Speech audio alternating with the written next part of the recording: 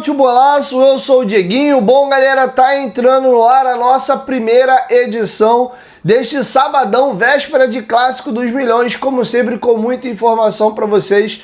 Já chega deixando aquele like no começo do vídeo que ajuda bastante. Se for sua primeira vez aqui no canal, já se inscreva para não perder nada que rola no dia a dia do Vascão. Normalmente nós gravamos de 2 a 3 vídeos por dia aqui no canal, para você ficar sempre bem informado de tudo que rola no Vascão. Quiser comprar camisas antigas do Vascão da Gama, entre em contato com a gente lá na lojinha do Futebolaço. A gente envia para todo o Brasil.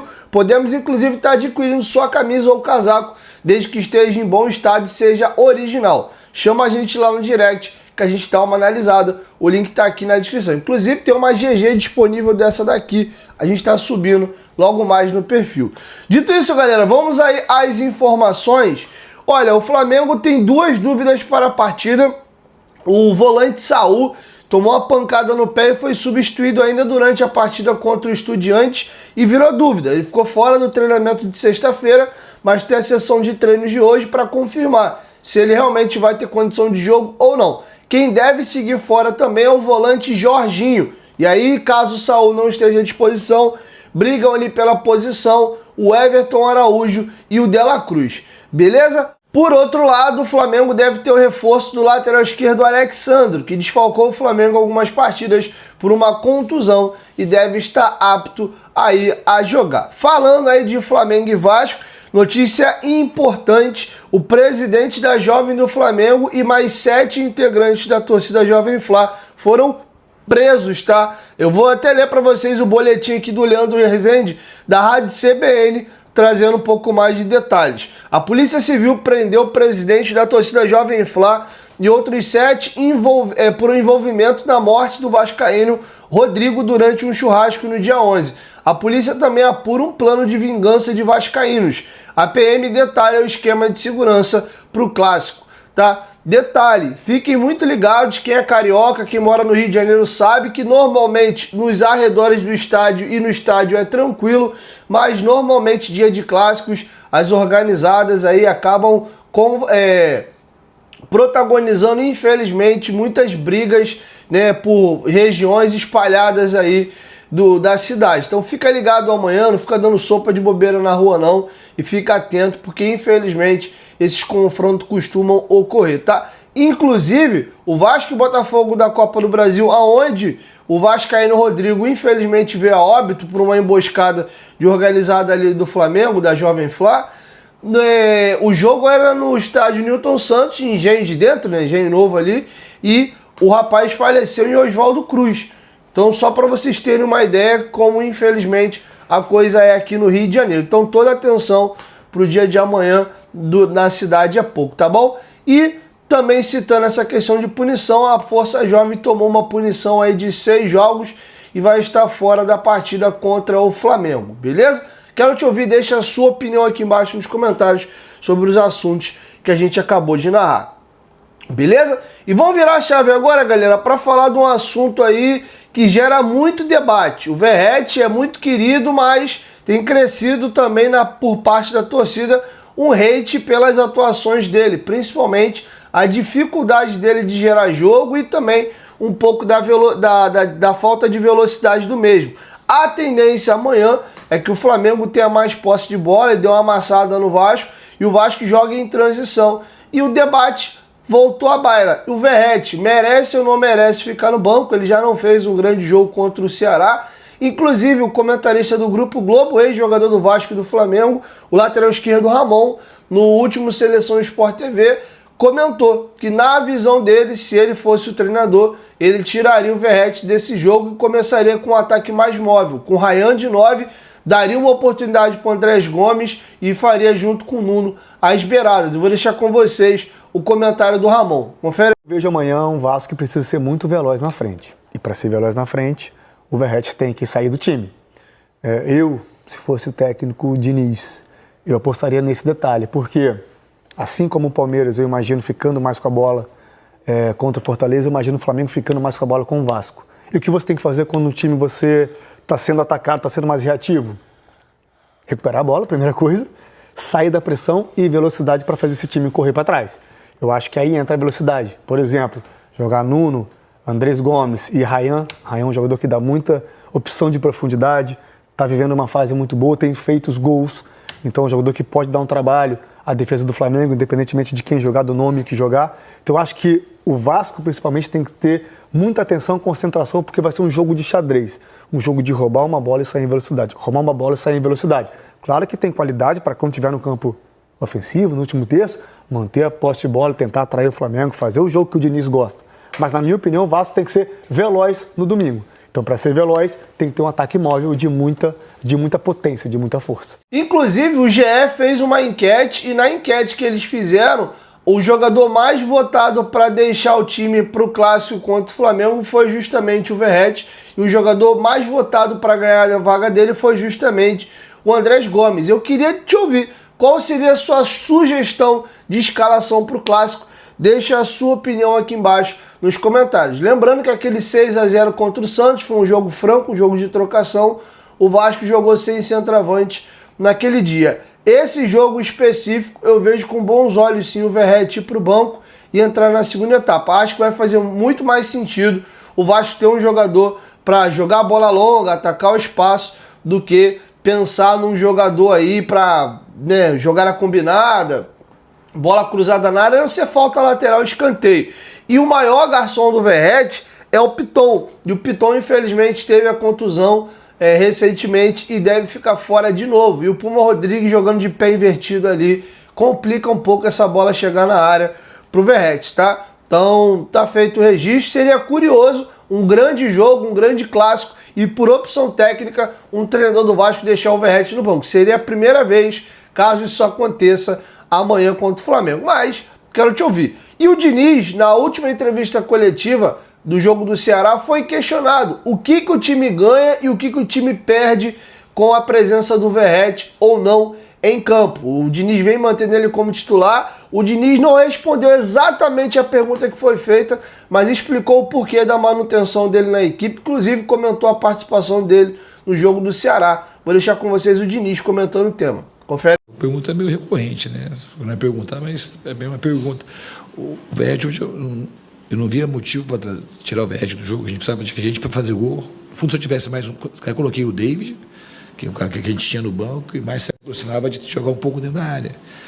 O jogo hoje ia terminar, independente do cara, se ele tivesse com um jogador a mais ou não, é um jogo que ia terminar em muito cruzamento. Ele é um cara especialista, ele não, eu concordo com a senhora, não está fazendo o gol na especialidade dele, somente de cabeça, não está fazendo, mas ele é um jogador, mesmo quando ele não faz gol, ele está lá e a bola sobra para o outro.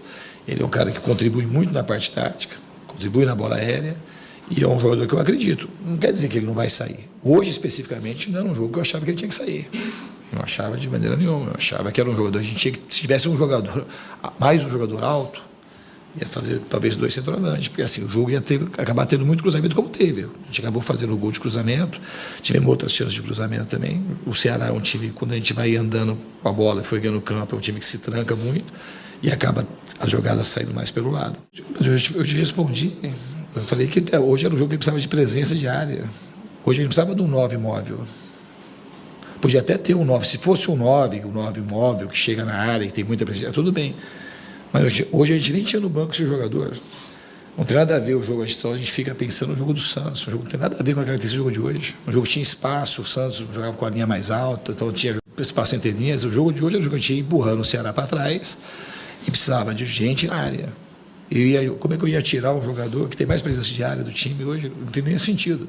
Se fosse um jogo com outra característica, tudo bem, você aceitaria, mas eu acho que hoje, talvez dos jogos que você jogou aqui, é o que menos deveria sair. Bom, uma coisa é nítida, o Diniz ele tem muito apreço pelo Verratti, não sei até que ponto o peso que o Verratti tem dentro do Vasco e dentro do elenco deixa o Diniz meio milindrado de mexer com ele, porque tem jogos que pede que o Verratti saia do time ou saia durante o jogo, ele não mexe. O jogo, para mim, foi do Juventude. Estou tentando lembrar se foi o jogo do Juventude. Teve um jogo que o Vasco teve um jogador lesionado e a primeira substituição dele foi meter o Verratti no time. A entrada do Verratti sem pé nem cabeça naquele jogo. Me lembra aí, galera, se foi o jogo do Juventude. Eu acho que foi. Ou foi um jogo depois do Juventude. Eu tô tentando lembrar qual foi o jogo. Porque o jogo do Santos ele não jogou. Depois ele tinha um jogo do Juventude. Eu não sei se o jogo do Juventude ele começa no banco. Enfim, me ajuda aí que minha memória tá me traindo, mas teve uma situação dessa que irritou boa parte da torcida. Caminhando para a reta final, a gente fecha aqui a passagem do Diniz. Queria aproveitar também e trazer um debate. Surgiu um embate ali do Diniz com um companheiro de imprensa no jogo pós-Ceará, onde o Diniz foi questionado que ele só tem uma maneira de jogar, ele exige que os jogadores o tempo inteiro fiquem trocando passe, e eu discordo um pouco disso, tá? Acho que o jogo do Botafogo foi uma grande prova. O Vasco jogou muito, como eu imagino que vai ser o jogo com o Flamengo, a diferença é que o Flamengo tem mais qualidade do que o Botafogo, mas era o Botafogo que tinha a bola, era o Botafogo que tinha as iniciativas do jogo, e o Vasco primeiro se defendia para depois contra-golpear. Isso mudou um pouquinho no final do segundo tempo, quando o Diniz, quando o Ancelotinho ele bota 2 centroavantes, o Diniz põe ali o Matheus França, faz algumas mexidas, o Robert Renan entra e o Hugo Moura vai pro meio, o Vasco ganha o meio campo e os 10 minutos finais ali é o Vasco não abafa, quase resolvendo o jogo em tempo normal, tá? Mas enfim, eu vou deixar com vocês o Diniz sendo questionado aí sobre essa questão de ter uma maneira só de jogar e ele dando a visão dele. Confere aí. Hoje aconteceram os erros, a gente já fez alguns gols, muito mais gols do que a gente deixou de fazer por conta do erro do primeiro gol. Depois, se você quiser, a gente faz um catálogo aqui, demora, quando a gente sai costurando lá de trás, demora para ser o gol na frente, então parece que a gente não faz gol porque sai jogando, e não é isso. É muito difícil a gente tomar um gol como a gente tomou hoje, de um erro de passe simples, como foi no primeiro gol. E se você falar assim, o time não tem nenhuma dificuldade de fazer a adaptação do jogo, quantas bolas longas a gente fez contra o Botafogo? Você acha? A gente só jogou longo quase que o tempo todo. Hoje era um jogo que o time do Ceará, a gente errou porque errou, o jogo não estava difícil para jogar curto. E o lance do PH, do último lance, não tem nada a ver com você jogando, ninguém tentou você jogando. Não fez nada ali, não tentou dar a bola para o goleiro, não tentou chutar, não tentou fazer nada. Então não dá para você atribuir ao jeito de jogar o segundo gol. Se você falar do primeiro gol, eu concordo, mas não era uma bola difícil para jogar. E o time tem muitos ganhos. Aí contra o Santos, que fez 6 gols e saiu uns 2 lá de trás, aí tá tudo bem. Senão fica fácil. Então você quer o que? Que a gente só chuta a bola longa? O time tem variado o jogo. Se você tiver boa vontade para ver, é fácil ver. Do Botafogo, principalmente, a gente saiu muito mais com bola longa do que com bola curta. Hoje era um jogo que não precisava sair tanto com bola. A gente não tinha, era que errar coisa fácil. Senão a gente vai fazer um time, aí quando tinha um outro treinador aqui que fazia bola longa, é porque faz bola longa. Aí a gente fica em cima do resultado. E aí fica essa injustiça, esse massacre, e a gente não informa o torcedor. O torcedor está triste? Está triste. Eu também estou triste. Você, como torcedor, também está triste. Mas a gente não vai resolver os problemas assim, arrumando mais problema.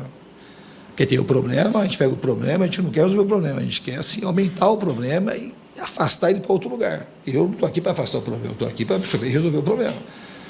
Aí você fala assim, qual que é o problema? É ganhar jogo. Não é jogar bem, jogou muitas partidas bem, e hoje era uma partida que estava praticamente resolvido o jogo, tomamos um gol no último minuto, e se tivesse vencido, a gente estava todo aqui festejando, e é normal. Então a gente tem que saber assim, eu estou te dando uma explicação de uma coisa que não está acontecendo do jeito que você está falando. Aqui, aliás, dos meus trabalhos, é o time que mais varia jogo, até porque a gente tem o Veguete na frente, que disputa bem a bola, tem o Ryan, que é veloz. E hoje, assim, os erros que a gente cometeu, se você pegar o número de vezes que a gente saiu limpo, com chance de fazer gol, foi muito maior do que os erros que a gente cometeu. Só que a gente treina para não cometer erro. E o time vai evoluir aprendendo a jogar e ficando mais competitivo. Hoje ele treinou de 8. Ele poderia iniciar do jeito que entrou depois, ou com o Andreas Gomes, ou com o David. Era um jogo que o projeto não teve muita surpresa o jogo. Um jogo que a gente ia acabar tendo posse, era uma possibilidade que na minha cabeça fazia sentido.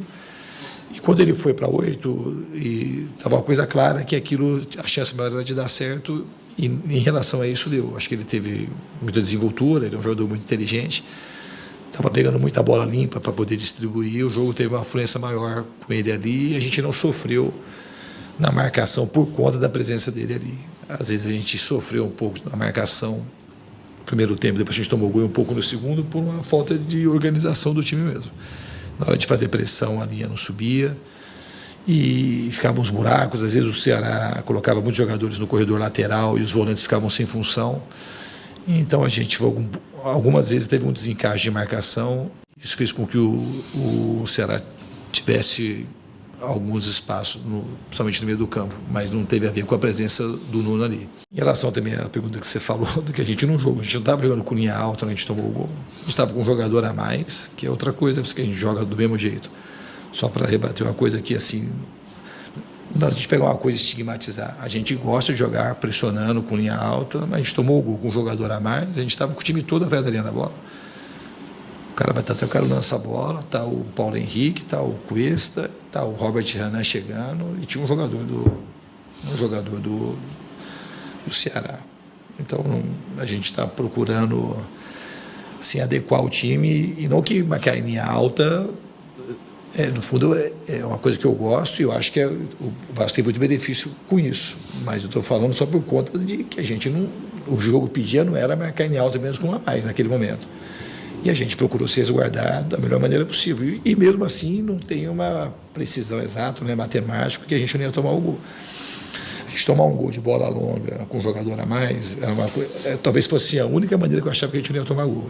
Já tomar um gol de bola parada, um chute diferente fora da área, ou jogar a bola no Pedro Raul, ele conseguir dominar e dar uma raspada. Mas do jeito que a gente tomou o gol, acho que é a única maneira que, para mim, a gente não ia tomar gol. Bom, galera, é isso. Assim eu fecho com vocês a nossa primeira edição. Logo mais eu venho com a segunda e a última do dia, beleza? Beijo no seu coração, saudações vascaínas e até nosso próximo vídeo. Tamo junto.